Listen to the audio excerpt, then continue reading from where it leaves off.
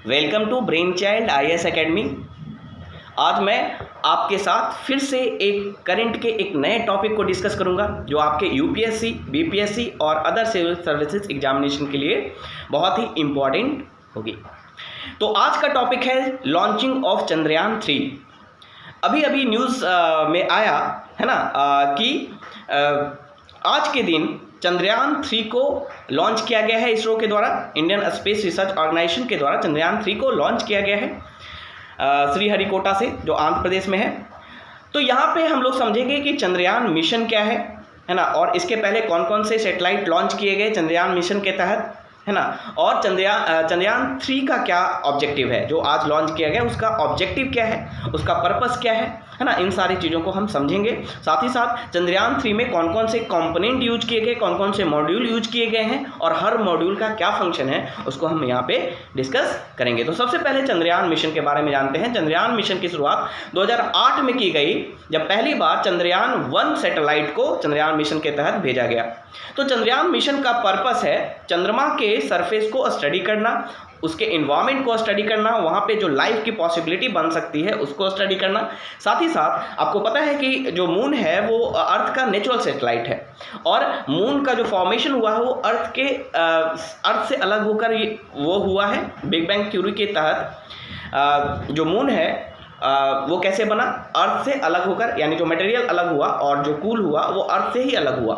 तो अगर हम मून को स्टडी करते हैं तो इससे हमें अर्थ के स्ट्रक्चर के बारे में, उसके कॉम्पोजिशन के बारे में भी आइडिया लग सकता है, यानी अर्थ के बारे में और भी जानकारी हमें मिल सकती है। तो यही पर्पस है चंद्रयान मिशन का, और इसी के तहत फर्स्ट टाइम 2008 में चंद्रयान 1 को लॉन्च किया गया था। और चंद्रयान 1 का सक्सेस क्या रहा, अचीवमेंट क्या रहा कि उसने मून के सरफेस पे, लूनर सरफेस पे वाटर आइस क्रिस्टल के होने की जानकारी दी। यानी पहली बार ये बताया गया कि चंद्रमा के सरफेस पे वाटर क्रिस्टल है, यानी आइस क्रिस्टल है। वाटर जो है आइस के फॉर्म में, क्रिस्टल के फॉर्म में वहाँ प्रेजेंट है।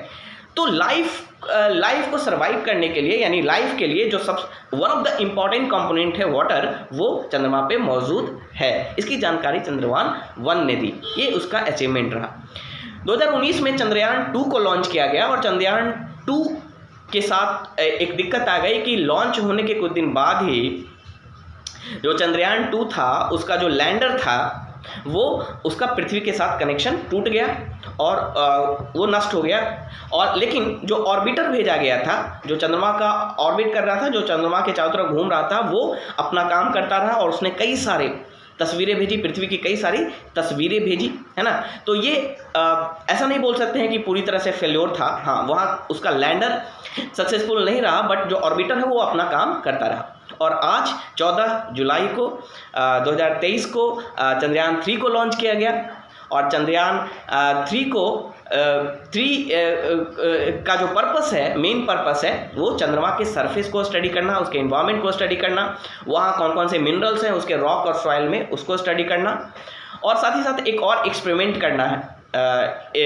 पर्पस है चंद्रयान 3 का, एक और पर्पस है एक एक्सपेरिमेंट करना। उस एक्सपेरिमेंट में अर्थ से जो लाइट रिफ्लेक्ट हो रहा है उसके पोलराइजेशन को स्टडी करना, ये भी एक पर्पस है ना, ताकि अर्थ के जैसा दूसरा ग्रह, है ना, जो उस तरह का पोलराइजेशन करता हो उसको डिस्कवर किया जा सके, है ना। तो ये हम डिस्कस करेंगे आगे कि क्या वो एक्सपेरिमेंट क्या है। सबसे पहले चंद्रयान 3 को के बारे में समझते हैं। चंद्रयान 3 का जो ओवरऑल वेट है वो 3900 kg है ना। इसमें 3 डिवाइस हैं, 3 इंपॉर्टेंट मॉड्यूल्स हैं। पहला है प्रोपल्सन मॉड्यूल, और दूसरा है लैंडर, और तीसरा है रोवर। इस बार ऑर्बिटर को नहीं भेजा गया है, यानी 3 कंपोनेंट चंद्रयान 3 के साथ जुड़े हुए हैं। प्रोपल्सन मॉड्यूल, है ना, लैंडर्स एंड रोवर, इन तीनों का जो फंक्शन है वो हम यहाँ पे समझेंगे। सबसे पहले हम ये समझते हैं कि सैटेलाइट को भेजा कैसे जाता है। तो सैटेलाइट को, जैसा मैंने अभी डिस्कस किया, कि लॉन्चिंग व्हीकल्स के द्वारा, है ना, लॉन्च किया जाता है। तो लॉन्चिंग व्हीकल का मेन पर्पस क्या है, जैसे GSLV Mark 3 है, उसका मेन पर्पस क्या है, उसका मेन पर्पस होता है उस सैटेलाइट को, यानी जो भी मॉड्यूल्स उसमें यूज हुआ है, उस सारे मॉड्यूल को मिला के सैटेलाइट बोलते हैं, उस सैटेलाइट को अर्थ के ऑर्बिट से बाहर करना, है ना। तो GSLV Mark 3 ने क्या किया, यानी LV-M3 ने क्या किया, जो चंद्रयान 3 है उसको अर्थ के ऑर्बिट से बाहर कर दिया, यानी अर्थ के ग्रेविटेशनल फोर्स से बाहर कर दिया।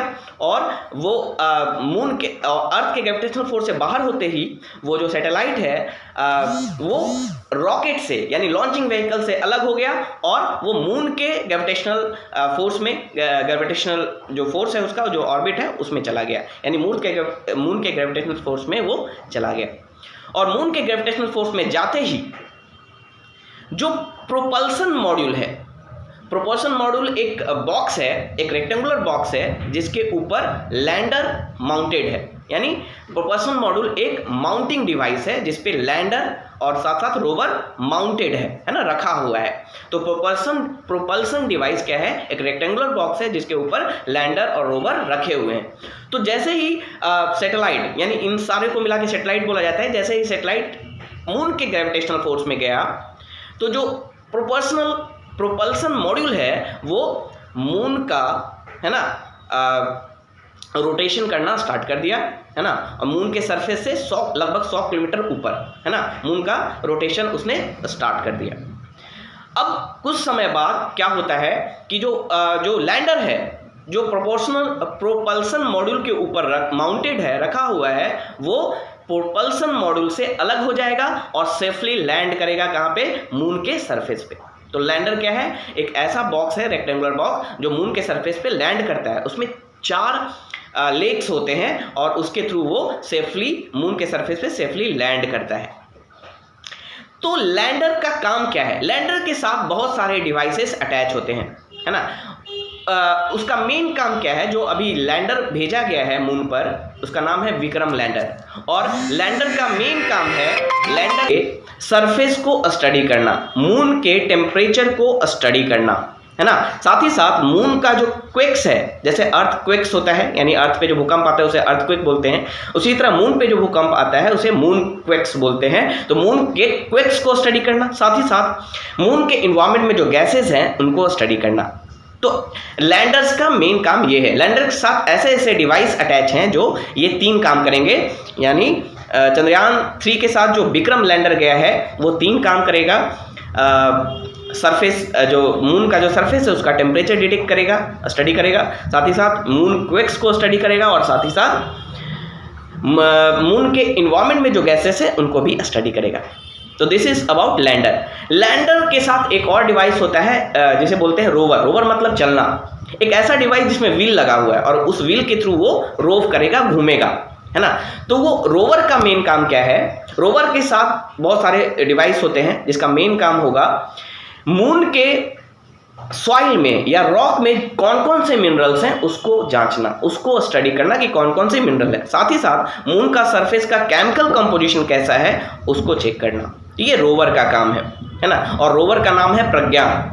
चंद्रयान 3 के साथ जो रोवर गया है उसका नाम है प्रज्ञान, ठीक है। और इस बार ऑर्बिटर को नहीं भेजा गया। ऑर्बिटर का काम क्या होता है, मून के चारों तरफ चक्कर लगाना, तो पिक्चर कलेक्ट करना। तो इस बार ऑर्बिटर को नहीं भेजा गया। साथ ही साथ जो रोवर्स है वो उसे अगर कम्युनिकेट करना होगा अर्थ के साथ, तो उसके पास कोई कम्युनिकेटिंग डिवाइस नहीं है, वो लैंडर पे ही निर्भर रहेगा। इसके अलावा जो लैंडर्स और रोवर्स हैं वो 14 दिनों तक मून के सरफेस पर रहेंगे, यानी जो अर्थ पे जो 14 दिन होता है तो मून पे 1 दिन होता है ना। अर्थ का 14 दिन, मून का 1 दिन होता है, यानी 1 दिन मून के हिसाब से 1 दिन लैंडर और रोवर वहां पे रहेंगे, यानी अर्थ के हिसाब से 14 दिन लैंडर एंड रोवर वहां रहेंगे और स्टडी करेंगे, साइंटिफिक डाटा को कलेक्ट करेंगे। ओके, इसके अलावा एक और चीज है कि जो जो प्रोपल्सन डिवाइस है, यानी जो सैटेलाइट है या जो लैंडर है, वो कब तक मून के सरफेस पे लैंड करेगा? 24 या 25 अगस्त के आसपास ये जो लैंडर है वो मून के सरफेस पे लैंड करेगा। 14 जुलाई को भेजा गया है और 24 या 25 अगस्त तक वो लैंडर मून के सरफेस पे लैंड करेगा। तो ये जानकारी भी आपको रखनी है, ये इंपॉर्टेंट है। अब यहाँ पे ये हमें जानना है कि जो चंद्रयान 3 है ना, चंद्रयान 3 का वेट कितना है? तो चंद्रयान 3 का जो ओवरऑल वेट है 3900 kg है, ठीक है। और हम आशा करते हैं कि जो भी इसका पर्पस, जिस ऑब्जेक्टिव के साथ चंद्रयान 3 को भेजा जा रहा है वो ऑब्जेक्टिव पूरा हो, सक्सेसफुल हो और भारत एक नया कीर्तिमान बनाए। तो अगर आपको ये इन्फॉर्मेशन अच्छा लगा हो तो लाइक एंड सब्सक्राइब जरूर करें, ताकि ऐसे नए टॉपिक्स पे फिर से वीडियो बनाया जा सके। Thank you.